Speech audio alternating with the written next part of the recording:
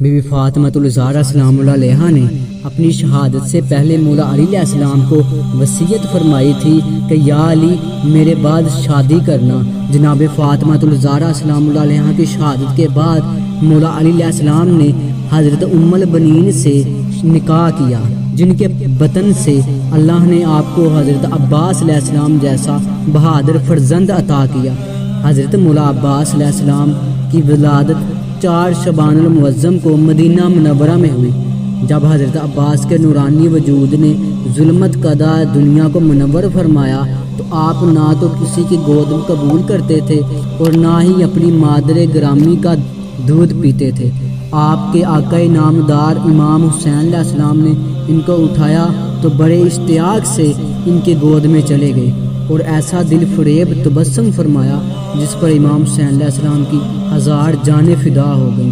پھر آپ نے اپنی دونوں باہیں امام حسین علیہ السلام کے گلے میں ڈال دی اور سینہ پر نور سے لپٹ گئے۔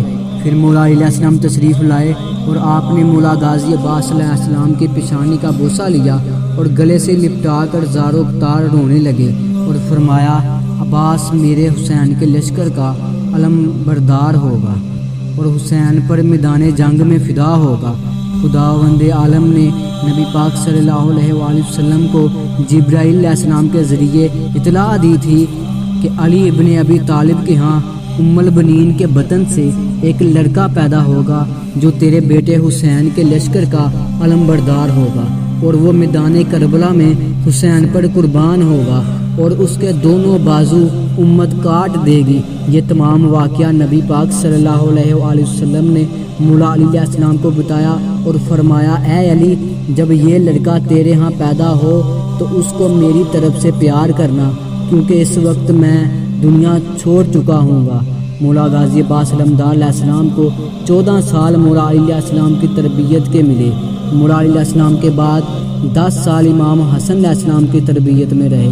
امام حسن علیہ السلام کے بعد 10 سال امام حسین علیہ السلام کے فیض سے فائدہ اٹھاتے رہے۔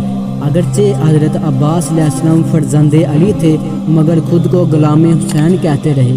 جہاں امام حسین علیہ السلام کا پسینہ گرتا آپ اپنا خون بہانا منتہائی مقصد سمجھتے تھے۔ وفا میں جناب عباس اعلیٰ درجہ پر فائز تھے۔